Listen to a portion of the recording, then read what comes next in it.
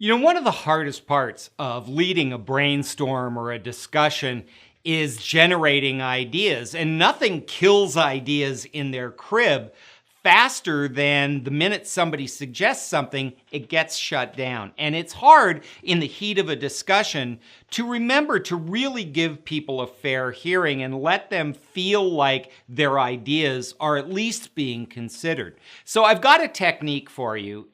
It's a little bit of a Jedi mind trick that we have to play with ourselves when we're leading these discussions, but it's called the PIN technique, P-I-N. And it's a way of taking ideas, processing them in a way that lets the speaker know they've been heard, that their input is appreciated, and that they're getting a fair hearing.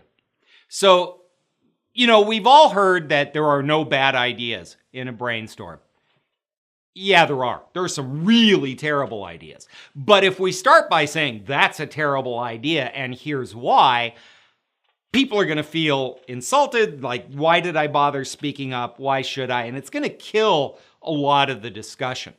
So instead, P-I-N, positive, interesting, and then negative.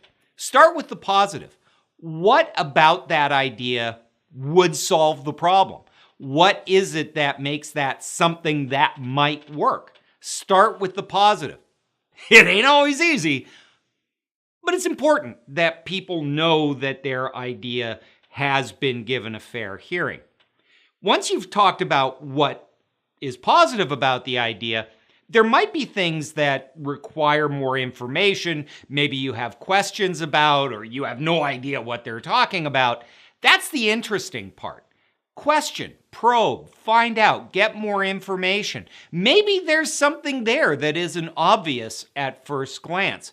And then once you've had that discussion, then it's okay to say, here's my objection, or here's why that might not work.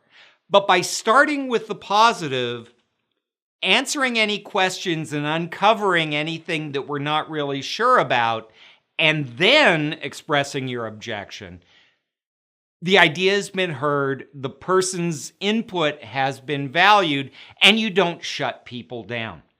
Remember, when we're working remotely and we're on the phone or on the webcam or in a web meeting, it's hard enough to get participation without shutting people down. So think about it, P-I-N.